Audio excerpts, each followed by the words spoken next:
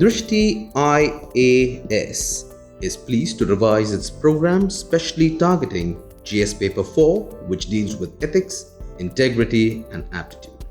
In this episode of the program, Ethics, Definitions and Concepts, we will discuss Immanuel Kant's ethical concepts. Now let us begin with a brief introduction on Kant's ethical concepts. Immanuel Kant emphasizes on the significance of the duty aspect rather than the consequences of the action. Kant's Deontology enlightens the concept of categorical imperative. According to Kant, ethics of consequences is based on hypothetical imperatives and does not have a moral sanction. Shifting towards Kant's ethical concepts. Let us first understand deontological ethics. The Greek word dein meaning duty, deontology means study of duty. Hence, it is called duty-based ethics.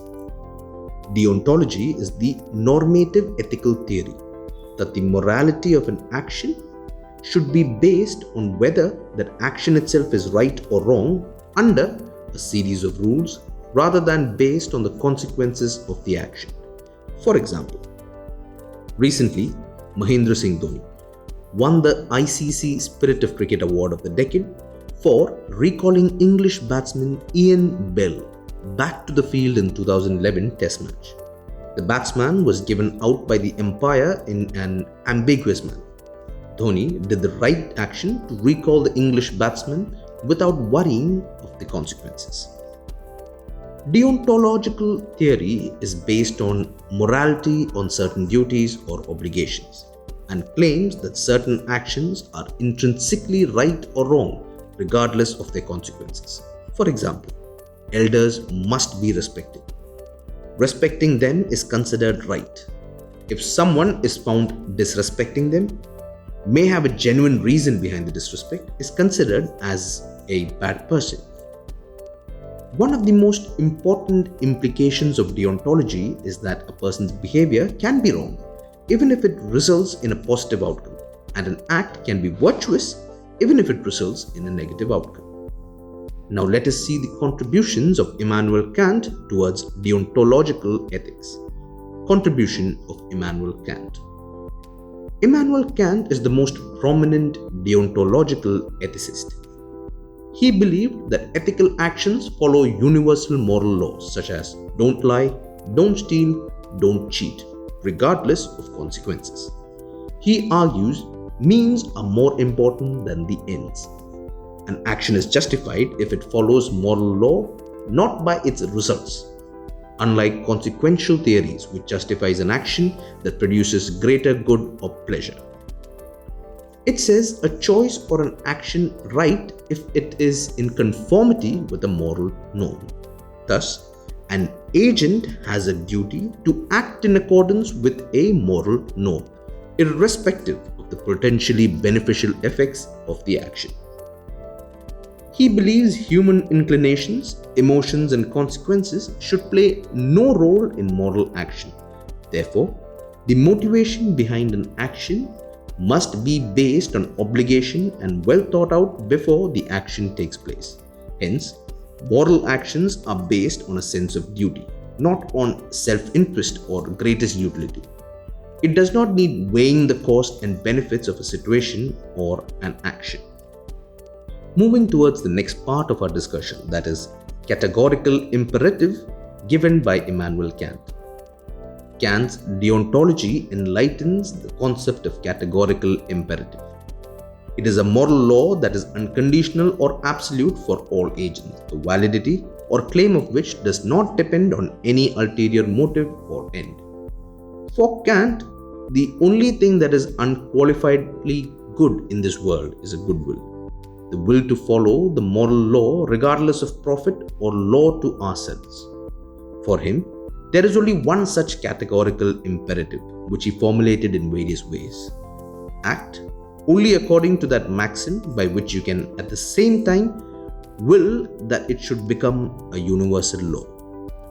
It implies that what is wrong for one person becomes right for all, and what is wrong for one is wrong for all. If you cannot universalize your action to make it right for all, then it is wrong for you too. Now we analyze some of the pros and cons regarding Kant's ethical concepts, starting with the pros. By applying ethical duties to all people in all situations, the theory is readily applied to most practical situations. By focusing on persons' intentions, it also places ethics entirely within our control.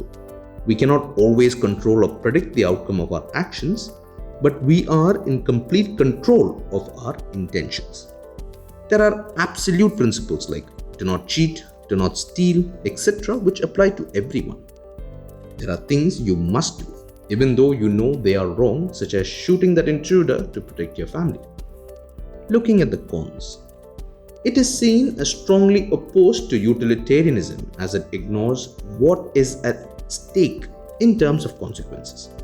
Kant, for example, argued it would be unethical to lie about the location of a friend even to a person trying to murder them.